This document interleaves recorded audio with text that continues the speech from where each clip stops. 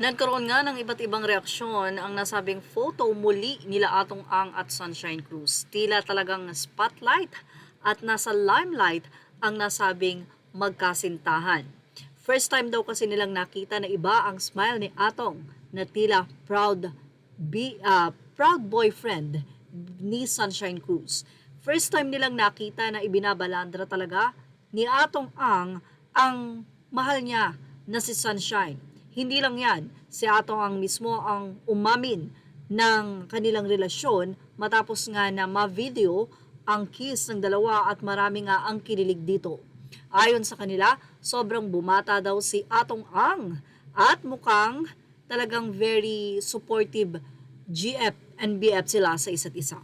Anyway, narito po ang naging reaksyon ng mga netizens sa nasabi nga pong pag-attend nila ng wedding bilang ninong at ninang ayon sa naging update ni Facebook page Kate Villalon. Ang nasabing photo ay kuha ng December 28.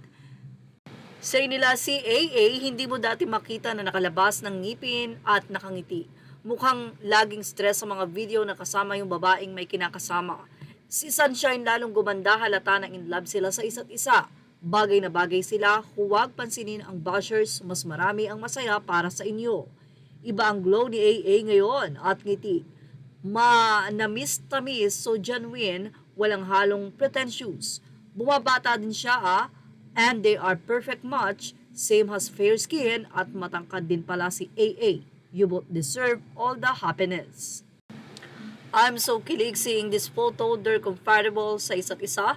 And hey, Mr. AA is glowing too. He looks much younger this day. Hindi na wrinkly ang aura, para iba talaga hatid sa presence and influence ni Shine sa kanya, full of positivity. Sunshine is a good influence kasi she's a psychology graduate.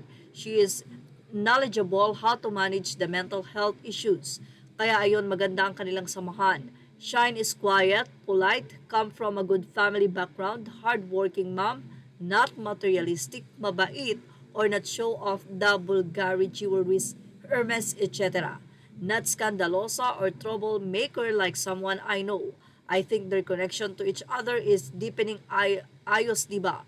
Best wishes and kept the love flowing and burning AA and Sunshine.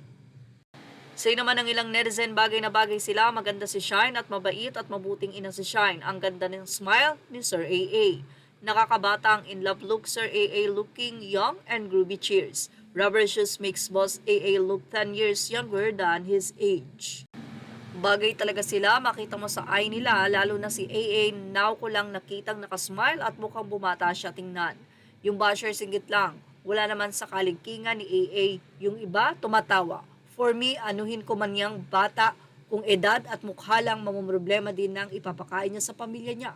Yung iba, makajudge wagas dahil daw sa pera ang nagustuhan ni Shine, yan ang linya ng bitter na mga tao. Thank you for watching. Images are all credit to the rightful owners. Please like, share, and subscribe.